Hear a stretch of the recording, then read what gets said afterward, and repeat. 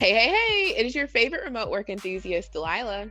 So, in this video, I'm going over the pros and cons of Arise in my personal opinion. Now, last year I registered as an IBO with Arise, and what made me do it was I just kept running into them. Whenever I was looking for leads for the hot leads videos that I post, I just kept seeing Arise. And then on YouTube, there are a ton of videos where people have nothing but good things to say about Arise. And it really made me curious to see if they actually live up to the hype. So that's what, my whole point in registering for the platform and like going through the training and getting certified was I want to see, like, is this really legit? Because it was another thing, like the whole paying for the opportunity, it made me kind of like, is this real? And it is legit. However, just like there are upsides to things, there are downsides. So that's what I'm going to share in this video. I don't want to be super long. Let's go to the chart. All right, so I've got my chart here and I've got it organized to where in this circle, these are the pros and the rectangles are the cons, and they go with the corresponding color. So I'm going to start with the pros and then I'm going to get into the cons.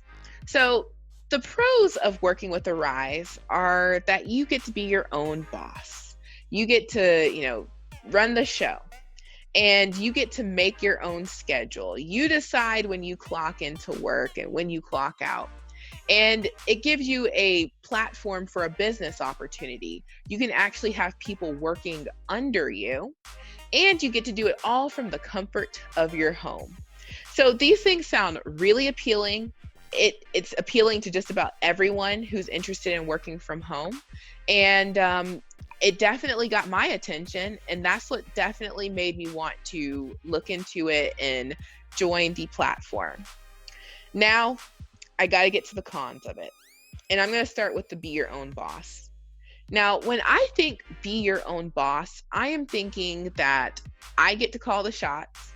I get to decide in certain situations what's most appropriate. I can think for myself. I'm an adult. I've been working for a long time. I can, dictate whether or not something, should be said or not said. And when you're thinking you're your own boss, you're thinking that, like, once you get through training, you're going to be ready to go, and no one's going to be over you. No one's going to be watching you. No one's going to be telling you what to do. This is not true. This is like the furthest thing from the truth. I've been working since I was a teenager, and even before that unofficially, and I have never worked in or with an opportunity that was so micromanaged. Every single move you make is being recorded and watched. They're listening to you. They are watching your every movement on the screen, and they're doing it in real time. There's something called a quality assurance QAPF. I forgot what the P and the F stand for. But the person who is watching you is your QAPF, and they are going to watch your every move, and they are going to let you know if there's something you need to improve upon, and you are going to have to meet with them so that you can continually get better. Now, everyone wants to do well at what they do, but if we're just going back to the main point of you get to be your own boss, if somebody is telling you how you need to do something that you already certified to do, are you really your own boss? If they're watching your every move and they're watching and listening, is that really you being your own boss? And to the other points that I have here, like I mentioned, because you have to, do continued reviews and things, you have someone to answer to. And you don't have the final say in what happens. So if someone says you need to improve or you need to do this, that, and the other, or else you're gone, you don't get to say, well, I want to continue working in my business opportunity. No, the client makes that final say so, and you can be gone like that. Okay. So when it comes to being your own boss, the things that you think about, or at least that I thought about when it comes to being your own boss, aren't necessarily true. The only reason why they can really get away with saying that is because you're a 1099 contractor. So you're not an employee, and technically you're engaging in a business to business transaction. But by no means are you boss free. You've got plenty of people who are watching you and you have to answer to. And if that client comes out with something new, or there's something they want you to know, you are definitely going to be in that meeting, and you definitely have to do that continued education. Otherwise, you will no longer have an opportunity. Some people just say, well, that's maintenance. I say, yeah, that's true, but that definitely does not speak to being your own boss. Bosses get to decide when they do something, how they do something, how long they do something. This isn't being your own boss. All right. You get to make your own schedule. That's great. If you've got kids, or if you've got other things you're doing, or if, you go to the doctor a lot, or whatever the situation is, this can be really appealing, because maybe on Mondays you can work earlier than, you can any other day. Whatever the case is, you get to make your own schedule.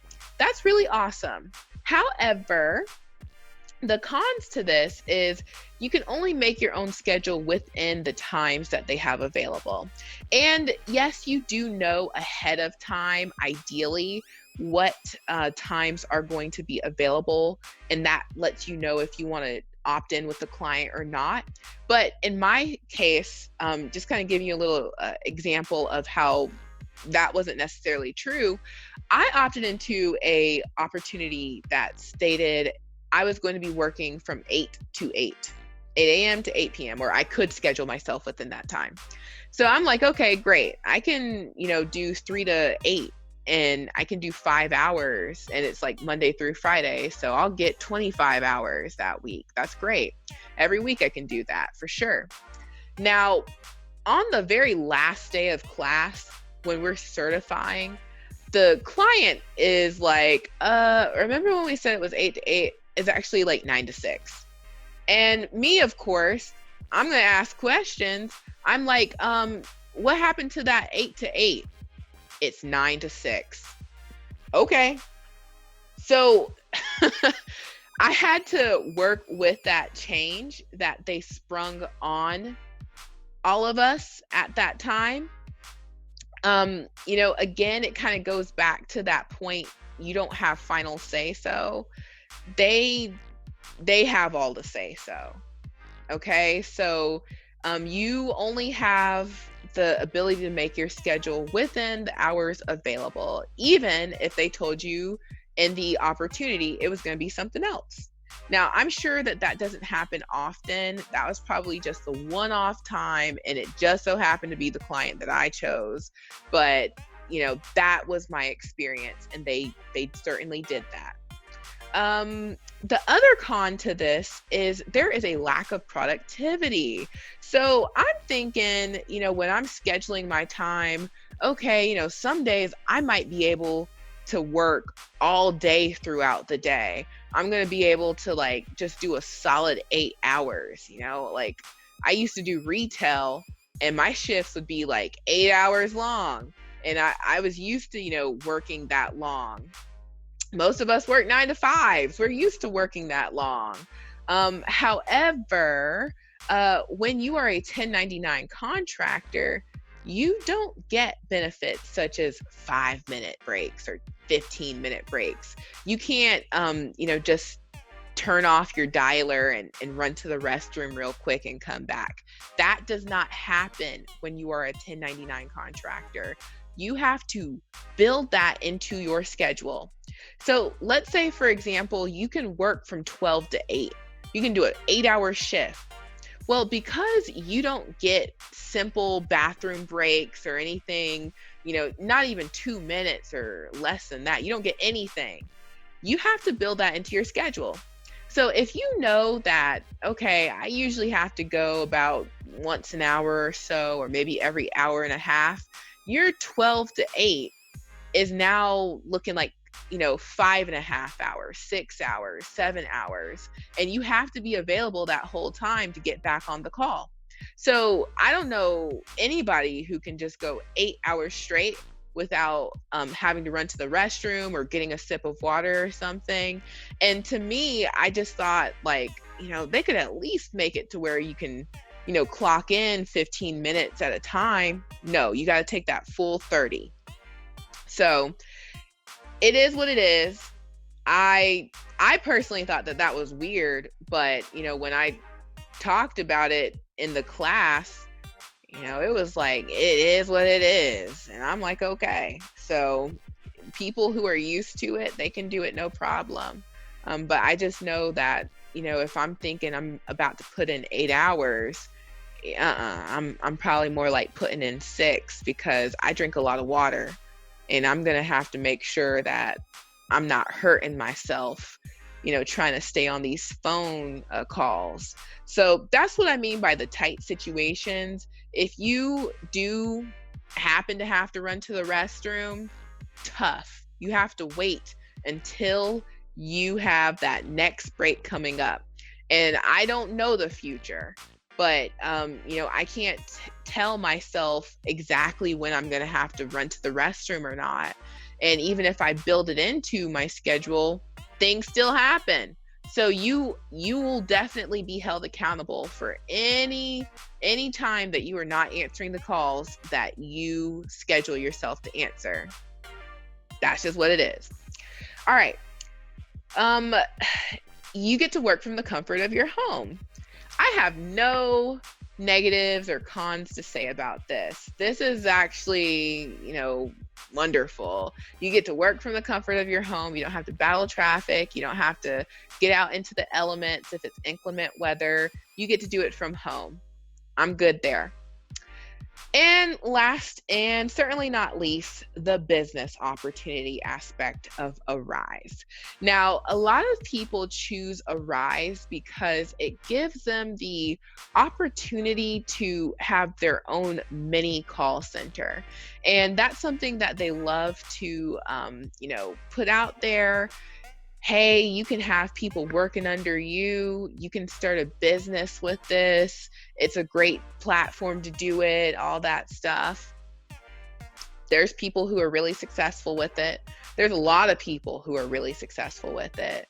The person who trained me and who did my certification, she'd been with Arise for a decade. And a lot of people had been with Arise for years, and they were IBOs. I'm an IBO, but I started off just me. That's how I started off. So I'm thinking, okay, I'm about to have CSPs, and it's going to be like a mini call center. I had to rethink this. Why?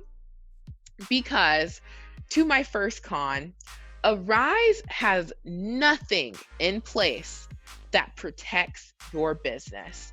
And what I mean by that is, anytime someone is a CSP, they can always become an IBO. There's nothing that stops them from becoming an IBO. And if you are thinking about this, from start to actual CSP working, you have to go out there and recruit. You can recruit online. You can do it in Facebook groups. You can go to college career fairs. You can go to career fairs in general. You've got to get yourself out there to find people to be CSPs under you.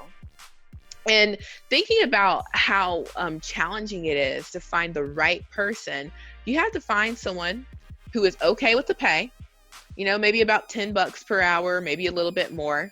You have to find someone who is equipped to start working from home. So they have to have the equipment already.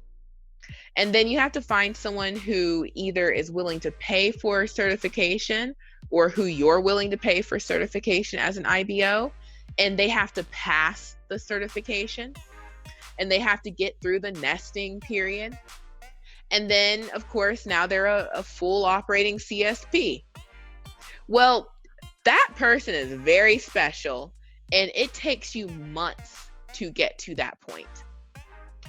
Once that person is working as a CSP and has the hang of it, what happens is they realize, why am I working under an IBO?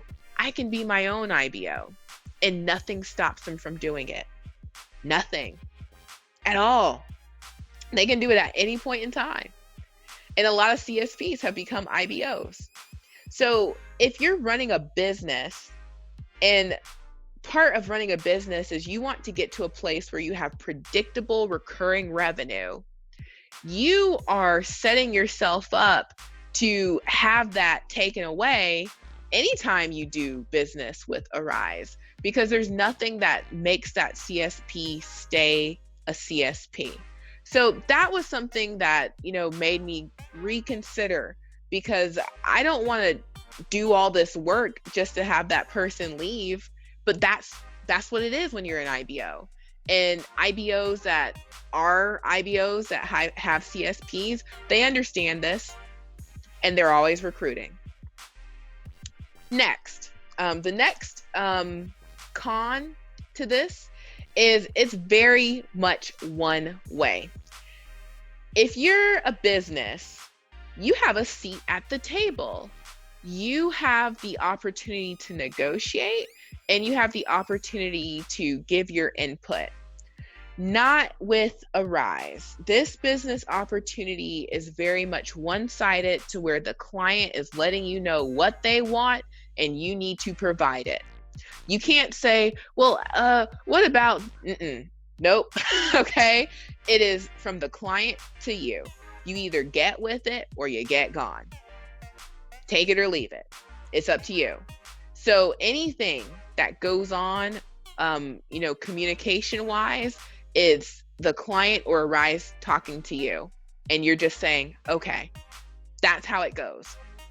And then lastly, but certainly not least, with the pay, it is take it or leave it. Now, when you are looking for a client to service, you get to see the overview of the opportunity, and you make the decision that you want to opt into a client, and you make the decision that you are okay with the pay.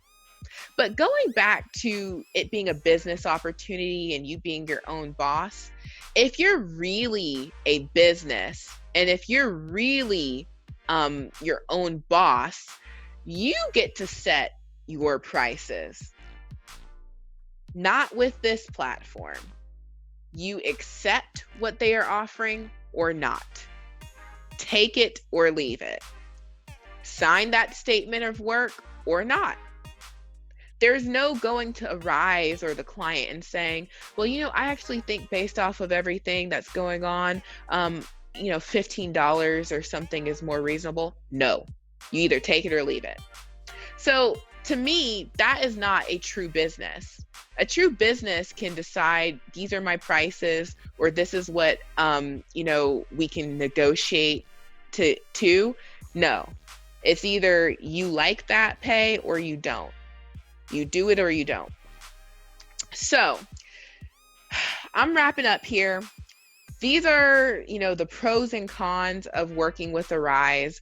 And again, these are my personal opinions. You probably don't have a problem with some of these things that I feel are a problem. And that's okay, because everybody is different. But on the outside looking in and actually being on the inside working, it is, different. And these are the things that I found that were different than what I thought it was going to be. And some of these things aren't really that bad. It's just all about what are you willing to accept. Okay, so there you have it. Those are the pros and cons of Arise. And again, this is just my personal opinion. A con for me may not be a con for you. Some of the things that I listed may not, be a problem. And my whole purpose of this was not to, make you feel a certain way or another. It's just to give the information, because I know I don't like to waste my time. You all don't like to waste your time. And you just want to know, what are you getting yourself into? Because it's serious business. When you're looking for something that is going to pay you, it's about taking care of yourself, taking care of your family, keeping a roof over your head. And I'm not in the business of selling people dreams. I don't want anyone to waste their time. So it's really important for me to just be honest. And that's what this is all about. So hopefully this was helpful, and I will talk to you all soon. Bye. Hey, before you go, I'm sure you still have a ton of questions about how to start working from home. Don't worry, I've got you. That's why I created How to Find a Remote Job.